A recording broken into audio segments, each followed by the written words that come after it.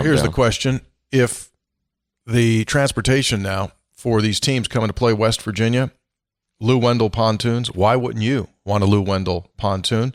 They are, and this is all kidding aside, the premier pontoon boat dealer in the great state of West Virginia. They sell Avalon pontoon boats, which are manufactured 100% here in the United States. And besides pontoons, hey, man, they've been in business for nearly 50 years. They got other kinds of ocean craft. How about the Gator Tough John series, the G3s, those G3 John boats? They're super, super nice. Look at that bad boy right there if you're watching in at home. I mean, that's a boat that'll take you places. Mm-hmm. Absolutely. Take you places. Oh, fishing. Visit Lou Wendell Marine Sales. If you want to go to the bricks and mortar location, that is located in St. Albans, you can visit them at LouWendellMarineSales.com. That's LouWendellMarineSales.com. Pre-game meal for every team that comes in Morgantown are Tudor's biscuits. More on that. I don't think that's right. Nah, I mean, we got a crack staff out there of researchers. They're getting to get back to us on that, but we'll talk more about that. Did you not bring one in today? You're hungry? Yeah. I'm sorry. I know that surprises you. I did not have time. You're all with your food management. Wow. You know, it's show 580. 576. Your food management, not any better than it was episode 1. That's really bad. Really, really bad. Agree. Tudor's Biscuits, they are expanding the franchises. You know, there's over 74 locations. That's a lot of biscuits. That is. That's a lot of flour, a lot of biscuits, a lot of ham. Eggs. A lot of eggs. Buttermilk. And if you're interested in joining the Tudor's Biscuit World family, you can check them out. Coffee. Over 40 years of success, fast casual chain specializing in those made-from-scratch buttermilk biscuits. Cheese. Friday. Homemade breakfast items. Thousands of daily customers across 4 states. If you're interested, contact Tudor's Biscuit World. You ready? You're ready. You're ready. It is time. We've promoted just it. Rolls right through. Let's just. I'm not even listening to you guys. Well, that's something new. Yeah, this is shocking. I'm just going to do my own thing. So I checked the numbers. We'll just go right to the numbers. Here comes a heater. Let's jump into the analytics portion of the show. Ready? 5, 4. It's become the most factual segment on Three Guys Before the Game. And that's not hard. It's the segment. Oh, boy. It's the this is the segment that other podcasts listen to and they steal our numbers. Sure. Because it goes deep. In basketball, happens all the time. Seriously. That is not a joke. Conley CPA Group does provide value beyond the numbers. They provide full accountancy, audit and assurance, tax planning, preparation. And keep this in mind.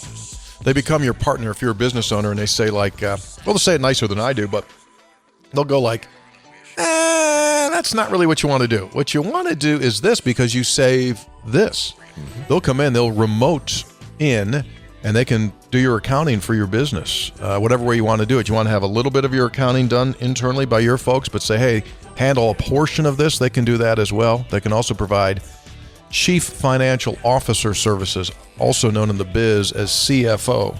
It's Conley CPA Group. Oh, I posted that bad boy. Well done. Nice. Thank you very much. Now, are the numbers starting to mature? Getting there, but not yet. Not yet, because you still have so much variance in who teams have played and their strengths. So, no, we're not there yet. But as we've said through the years, each year that goes on, you start to get a little more consistency in the numbers. But some really interesting ones this week. You ready? Yep. Hit us.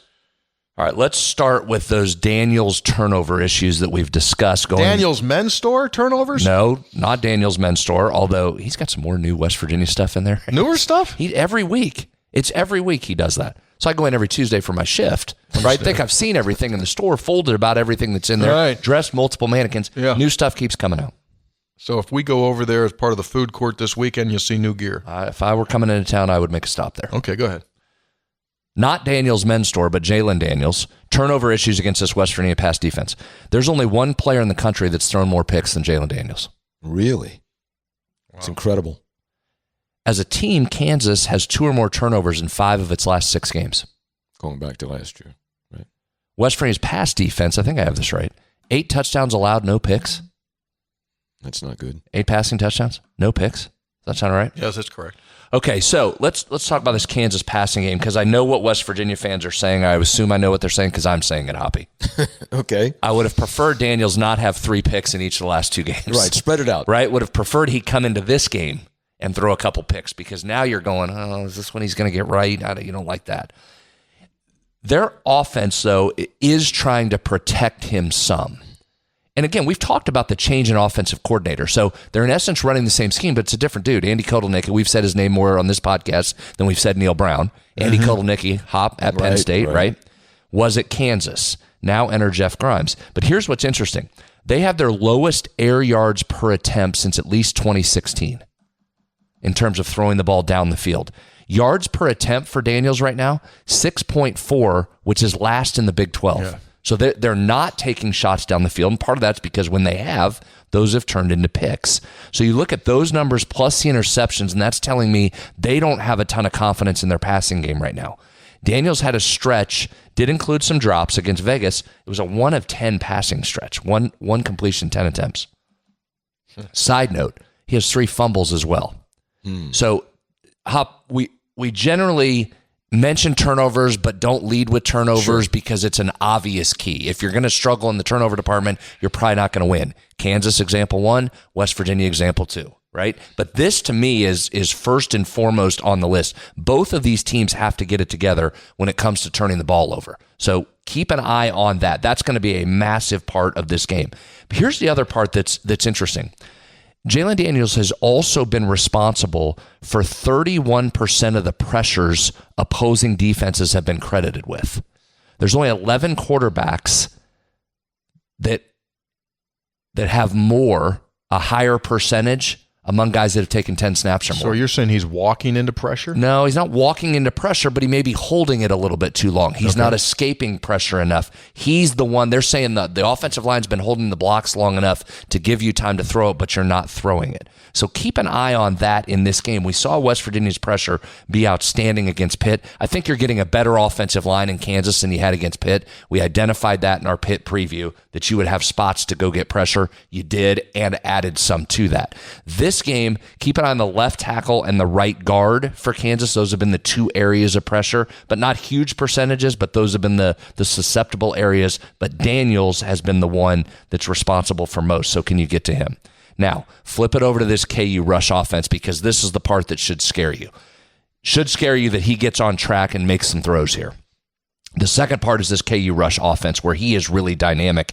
And as we mentioned, all due respect to Holstein and Aller, this is a different dude when it comes to running the football. He's not in the same class as those guys. 3 of the top 7 run blocking grades in the Big 12 come from Kansas offensive linemen. So we've said they've given up some pressure there, but they are run blocking really well. Daniels averaging 6 yards per carry. So can you contain, Hop, here's where we get specific. You ready? Yes. Can you contain the right edge in particular, the right edge of the defense? His big plays have been on the runs to that side, which would make sense. Right-handed quarterback, if he's flushed, he's probably going to want to run right and get around the edge. 10 yards per carry on those type of runs, and both of his rushing touchdowns. Nearly 1/3 of his carries are scrambles. So he's going to take off in a passing situation. Is he more prone to do that now with the passing struggles? Does he just say, okay, forget about it, I'm just tucking it and going? That could be a problem. As we mentioned, Holstein for Pitt had 83 yards on scrambles, 10 yards per carry on quarterback scrambles. Still mind-blowing that was the number. Drew Aller, who's not known as a runner and didn't run all of last year, 44 yards, 8 yards per carry. 60% of Aller's rushing yards this season have come on scrambles against West Virginia. 60% of his yards. So there's a Kansas offense. Defensively, let's look at West Virginia for just a second. May I interject? Sure. I think one of the interesting dynamics with what you just said is where is Jalen Daniels' head? And by that I mean this. You said a significant portion of his runs on plays that were designed to be passes, right? So scrambles, yeah. Scrambles. So here it is. If he's trying to show himself to be an NFL quarterback, he wants to throw it more than he wants to run it, even though running it may be the smarter move. Follow me? So the balance and the battle that goes on internally is if it's a called pass, does he want to show that he can complete the pass, or does he play selflessly and say, I'm better off to scoot and go? That's a big part of this. Tony, I hear you, and that's a valid point. I would be less worried about his head and just more worried about his feet. I mean, the fact that watching some of the highlights of those games, and you know this, you guys have alluded to this. I mean, the guy can scoot, and if he gets on the edge, it's a problem. West Virginia, as Brad just said, was unable to stop quarterbacks who aren't very mobile and still got big gainers. Now you got a guy who's a legitimate runner. See, I think I describe him, follow me. Now, again, I'm not saying that he is. I'm saying that he can have an impact like a Donovan McNabb. When he's perfect, when Jalen Daniels is playing elite football for him, he's McNabb-esque. Agree? I think he runs better. Yeah.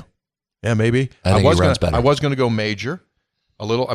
He's got major ability. Again, if he's throwing the ball well, he's got that same kind of dynamic ability just to kill your defense and deflate your defense by making plays that weren't designed to be runs. It's a fascinating X and O matchup, though, too, because if you're Kansas, what do you say here is you always want to attack what the other team doesn't do well. West Virginia's not covering the pass well, but you're not throwing it well. West Virginia stopped the run pretty well.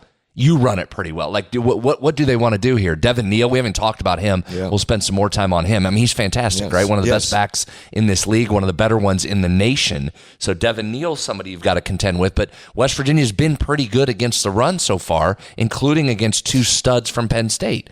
Singleton got loose for that big giant run, but you managed, other than that, to hold him in check. Reed, you handled him in check last week against Pitt, so you've done pretty well in that area. So how does Kansas decide to react? Do they try and say, you can't stop anybody through the air, we're going to throw on you? But they're a little nervous about that. I'm fascinated to watch that. One guy defensively, let's call out, again, we mentioned this a lot on Sunday. TJ Jackson's off to a heck of a start. He's having a really good year. Mentioned that he had 4 tackles for loss against Pitt, the most of any West Virginia player since 2018. He's also second in the Big 12 in quarterback hurries and total pressures. So he's turned into a playmaker along that defensive line. Newcomer of the week in the Big 12. He was. Flip over to the other side. Let's talk Kansas defense for just a second against a West Virginia offense that, while at times has looked good, I don't think it feels as elite as maybe we thought it was going to be this early. It's got to clean some stuff up as well. Kansas likes its defensive line so far. Here's a couple guys to watch. Edge rusher Jeremy Robinson. He leads their team in pressures with 12. He's really good from the right side of their defense. But that should be okay. Yeah. You've got to go against Wyatt Milam on the other side, although both West Virginia tackles are playing extremely well. I'll get to that in a minute. Watch Tommy Dunn, sits right in the middle of that Kansas defensive line, so he's been a factor so far. They like how he's playing.